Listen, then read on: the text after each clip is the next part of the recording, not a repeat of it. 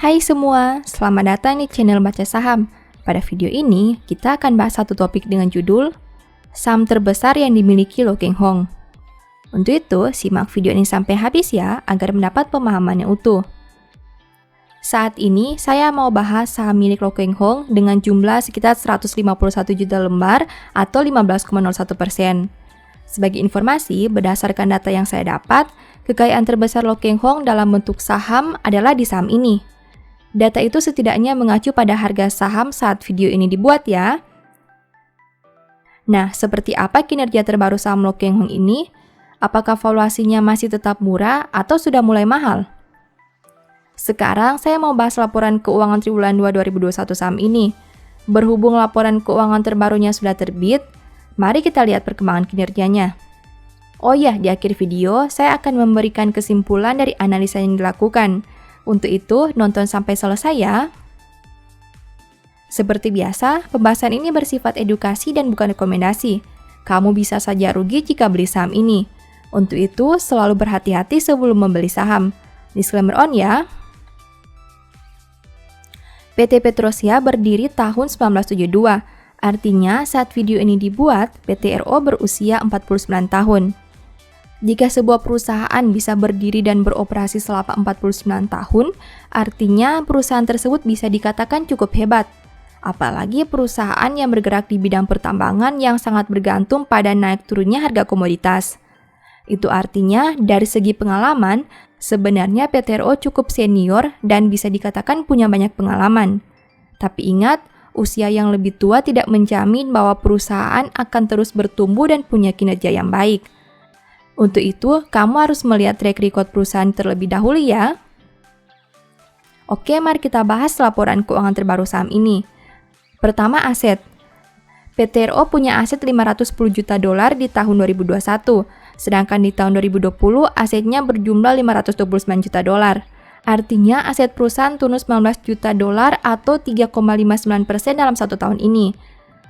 Sekarang mari kita analisa lebih jauh. Dari total aset 510 juta dolar, perusahaan punya aset tetap sebanyak 236 juta dolar.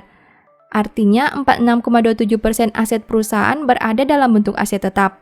Jika dibandingkan tahun sebelumnya, pos ini turun 5 juta dolar atau 2,16%. Selain aset tetap, ada juga kas dan setara kas. Dari total aset 510 juta dolar, perusahaan punya kas dan setara kas sebanyak 91 juta dolar. Artinya 17,84% aset perusahaan berada dalam bentuk kas dan setara kas. Jika dibandingkan tahun sebelumnya, pos ini turun 42 juta dolar atau 31,58%. Kedua, liabilitas. PT RO punya liabilitas 275 juta dolar sampai triwulan 2 2021. Sedangkan di tahun 2020, liabilitasnya berjumlah 298 juta dolar. Artinya, hutang perusahaan turun 23 juta dolar atau 7,72% dalam satu tahun ini. Nah, dari total liabilitas 275 juta dolar, perusahaan punya pinjaman jangka panjang pihak ketiga sebanyak 77 juta dolar. Artinya, 28% hutang perusahaan berada dalam bentuk pinjaman jangka panjang pihak ketiga. Jika dibandingkan tahun sebelumnya, pos ini turun 17 juta dolar atau 18,09%. Selain pinjaman jangka panjang pihak ketiga, ada juga pinjaman pihak ketiga jatuh tempo kurang dari 1 tahun. Dari total liabilitas 275 juta dolar, perusahaan ini punya pinjaman pihak ketiga jatuh tempo kurang dari 1 tahun sebanyak 47 juta dolar. Artinya 17,09% total hutang perusahaan berada dalam bentuk pinjaman pihak ketiga jatuh tempo kurang dari 1 tahun. Jika dibandingkan tahun sebelumnya, pos ini naik 5 juta dolar atau 11,90%. Ketiga, ekuitas.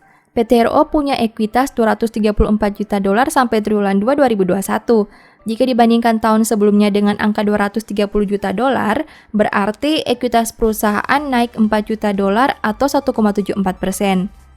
Dari total ekuitas 234 juta dolar, perusahaan punya saldo laba belum ditentukan penggunaannya sebanyak 211 juta dolar. Artinya 90,17% ekuitas perusahaan berada dalam bentuk saldo laba belum ditentukan penggunaannya. Jika dibandingkan tahun sebelumnya, pos ini naik 4 juta dolar atau 1,93%. Keempat, pendapatan. PT RO punya pendapatan 193 juta dolar sampai triwulan 2 2021. Sedangkan di tahun 2020, pendapatannya berjumlah 175 juta dolar. Berarti pendapatan perusahaan naik 18 juta dolar atau 10,29% dalam 1 tahun terakhir. Kelima, biaya pokok pendapatan. PT RO punya biaya pokok penjualan sebanyak 163 juta dolar. Sedangkan di tahun 2020, biayanya berjumlah 144 juta dolar.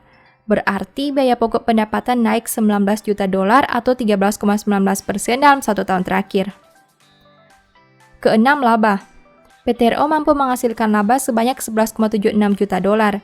Jika dibandingkan tahun sebelumnya di angka 9,06 juta dolar, berarti laba perusahaan naik 2,7 juta dolar atau 29,80% dalam 1 tahun terakhir. Ketujuh, rasio keuangan. PT RO punya ROE 10,04% dan NPM 7,70%. Sedangkan untuk sisi resiko, saham ini punya D 117,40%. Perusahaan punya ROE dan NPM yang biasa saja. Selain itu, dari sisi resiko, PT RO mempunyai resiko yang cukup besar dengan angka di atas 100%. Namun, perusahaan dengan kondisi seperti ini biasanya memang tidak menjadi masalah bagi LKH. Menurut saya, beliau lebih fokus kepada valuasi murah dan perusahaan yang punya prospek bertumbuh di masa depan. Jadi, tidak terlalu masalah jika di masa sekarang kinerjanya biasa-biasa saja. Kedelapan, valuasi. Saham ini punya PER 6,51 kali dan PBV 0,65 kali. Ini merupakan salah satu karakteristik saham yang dimiliki oleh Lo Keng Hong. Valuasi PER di bawah 10 kali dan PBV di bawah 1 kali. Sebenarnya, valuasi perusahaan ini jauh lebih rendah saat beliau membelinya. Sebagai informasi, saat ini harga PT RO malah sudah naik cukup banyak.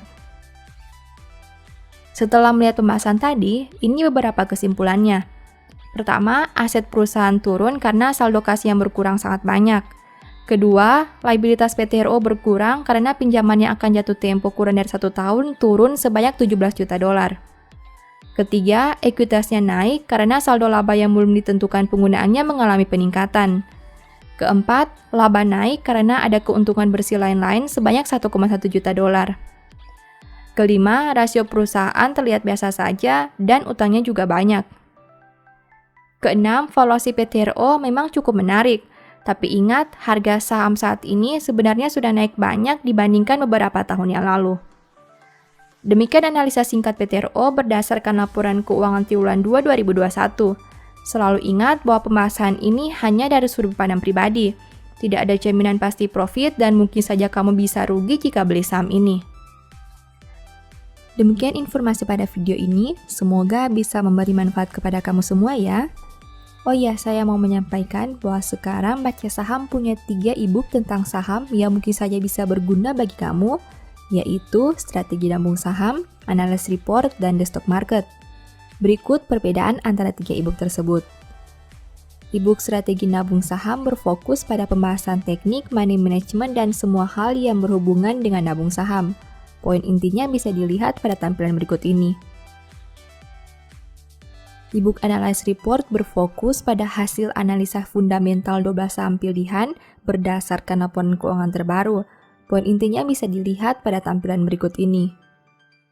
E-book The Stock Market berfokus pada panduan bagaimana menganalisa fundamental suatu perusahaan dan money management yang baik. Poin intinya bisa dilihat pada tampilan berikut ini. Apabila kamu tertarik membeli salah satu dari 3 e-book tadi, silakan chat WA ke nomor yang tertera di layar ya. Ingat, hati-hati terhadap semua jenis penipuan yang mengatasnamakan Baca Saham. Baca Saham tidak pernah mengelola dana ataupun melakukan penjualan produk di luar Instagram, YouTube, dan Telegram resmi Baca Saham. Sebagai penutup, saya mau mengutip satu statement yang semoga bisa menjadi semangat bagi teman-teman. Orang yang tak dapat mengendalikan diri adalah seperti kota yang roboh temboknya. Thank you.